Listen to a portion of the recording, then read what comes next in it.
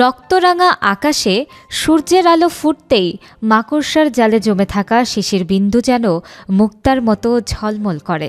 শীতের হিমেল স্পর্শ আর নরম রোদে কুয়াশায় মোড়ানো গ্রামীণ ভোর হয়ে ওঠে এক অন্যরকম অনুভূতি।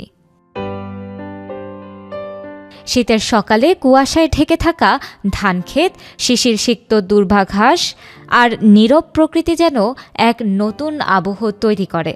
জামালপুরের ঘুঘুমারি এলাকার প্রকৃতি এভাবেই জানান দিচ্ছে ঋতুবৈচিত্র্যের সৌন্দর্য।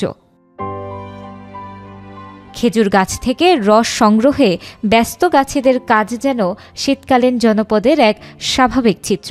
ধারালো দা দিয়ে গাছের মাথা পরিষ্কার করার পর নল বসিয়ে মাটির পাতিল লাগানোর মাধ্যমে শুরু হয় রস আহরণের প্রক্রিয়া। গাছগুলো বর্তমানে বিলুপ্তর হতে চলে গেছে। আগে যেমন ছিল অনেক পরিমাণ গাছ, অনেক রস নামতো, কিন্তু এখন ওই পরিমাণে রস আর পাওয়া যায় না। এখন বিভিন্ন জায়গায় ঘুরি, গাছ পাই না।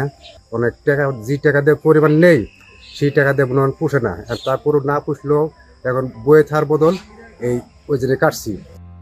ফজরের নামাজের পর থেকেই দূর দূরান্ত থেকে আসছেন রসিক ক্রেতারা।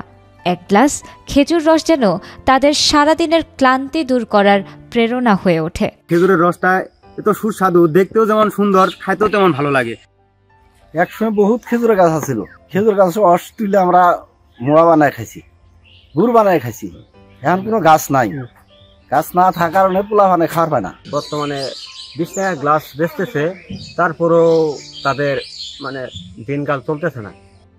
শীতের সকালে গ্রামীণ জীবন কেবল অনুভবের, যা লেখনীর মাধ্যমে ফুটিয়ে তোলা সম্ভব নয়। প্রকৃতির এই অনিন্দ্য সুন্দর রূপ কেবল বাংলাদেশেই দেখা যায়। গ্রাম বাংলার এই চিত্র যেন মনে করিয়ে দেয় আমাদের প্রিয় লাল সবুজের বাংলাদেশ।